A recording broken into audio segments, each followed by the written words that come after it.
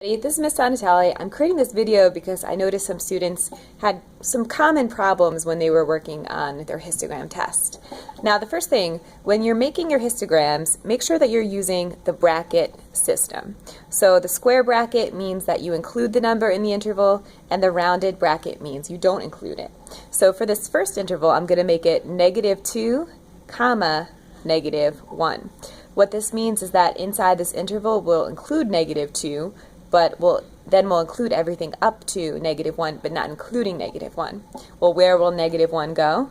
-1 is going to go into the next interval. And this one is going to be -1, 0. It's really important that your intervals are evenly spaced. So this is an interval of 1, this is an interval of 1. I can't then skip to doing intervals of 0.5.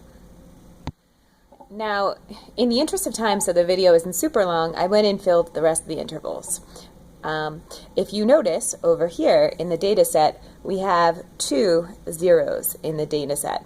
It's really important that you put them into this interval here because that's where the square bracket is. That means include the 0 here. You're not going to include it here.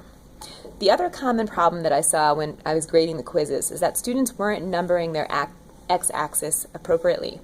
So when you make a histogram, the numbers have to go on the lines. 1, 2, 3, 4, 5, 6, 7, 8. And it's going to be in increasing order. Remember, -2 is less than -1. An odd mistake is when I have students have the positives on this side and then the negatives on this side. Remember, it's going in increasing order. So I'm going to start plotting some of these points. So I plotted the points, and the last major common mistake that I saw pop up is a lot of students were naming their x-axis intervals, but really the x-axis is the change in mass measured in grams. This would be your frequency up here.